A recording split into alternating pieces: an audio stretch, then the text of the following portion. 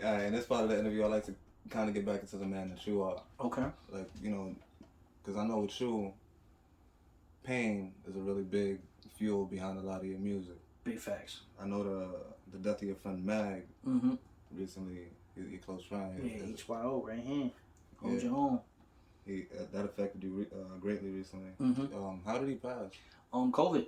COVID? Yeah. Let me tell you a story about Meg, man. If a lot of people don't know, like, Meg was like the Nipsey Hussle for Sunset Park. So, like, Latin King, crazy rap. You know what I'm saying? Streetwise, 90s. Mm-hmm. He was older. Did his time. Never ratted. Him and all his Codies did some serious time. Niggas never moved their mouths. And some of the shit that they were locked up for wasn't them. Niggas ain't snitched though. Niggas held it. He did 10 years. Came home, did another like two or a year and a half or something. After like 2011, 2012, he took his bread, invested in his own hood, opened up a store, opened up a clothing store, like set the example. It was called the Booth NYC. So they had fire clothes and they had a booth in there. You know what I'm saying? So it was like dope. It was dope. You know what I'm saying? 52nd and 6th Ave. Mm-hmm. So, you know, that became the spot where niggas could just pull up. Yo, what up? You know what I mean? Me and Mac really got close over those years. And, you know, he made music. And his music was starting to get fire. Like fire. I was like, yo, Meg, son, like, you figured it out. But at the same time, I was learning from him all the other stuff. Like, I was the rapper, but I wasn't thinking big. Like, I wasn't thinking about the stores and the ownership and being a boss. I wasn't thinking about that. I was just thinking about bars. And, like, being around him, he'd be like, yo, nigga, like, you got to understand what your influence is. And he always used to tell me that, like, yo, understand your influence. Never let them play with your name because you got to understand your influence. And when it was just like, it had to click to me sometimes, like, if they play with your name, it fucks up your brand. Your brand gets fucked up. You have no influence. You know what I'm saying? It was like little things, gems that he would give me from the street. Wow. But he would teach me how to apply it musically. And then from there, it was just like, that was my brother, you know? But I just looked at it crazy, like shootouts, knives, fights, jail, facing life at one time, beating trial, all types of shit.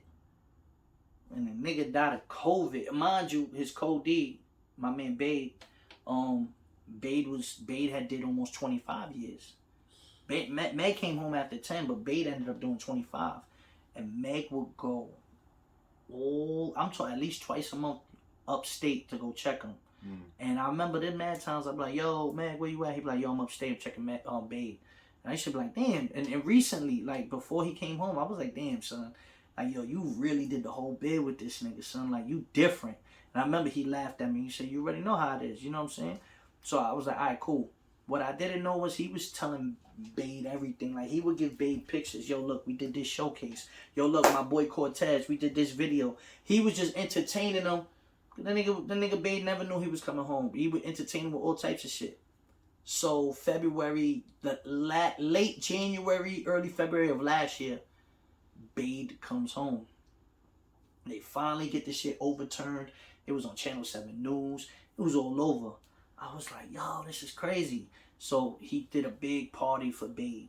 You know what I'm saying? And we all went to it and he shot a video and it was like, Bade's welcome home, boom. So I go meet Bade when he comes home. Meg is there. He's like, yo, this is Cortez. And Bade knew everything about me. Yo, my nigga, I heard about this. You got to take me to a battle. You got to do this. And I was just like, yo, that's crazy. You know what I'm saying? But I was like, yo, you know, it felt like I knew the nigga. You know what I'm saying? So I was like, yo, I bet. You know what I'm saying? That was the last time I seen Meg. Because that was February. Whatever that Deontay Wilder fight was. Where he lost to the whatever that night was. That night was that night. That was like late February. The pandemic hits. I'm supposed to go to URL to battle Nitty in Orlando, March 15th. So I hit up Meg like the 12th or the 13th. I'm like, yo, bro, I'm about to come to the shop and come get some clothes. I want to wear one of the sweatsuits for the battle. He's like, yo, yeah, pull up. I pull up. He's not there though. His people's is there and they didn't have my size. So I was like, all right, cool, whatever. Boom. I fly out. I go get me another outfit, whatever. while I'm out there, niggas tell me, yo, Meg is sick. You know what I'm saying? I'm like, what you mean? Like, what you mean? When I fly back, everything's already getting shut down. And then they say, yo, he's in the hospital. So, like, that was like March 20th or 21st. He made a post on Instagram. And I was like, yo, what the fuck? Like, yo, this is crazy. Like, what the fuck?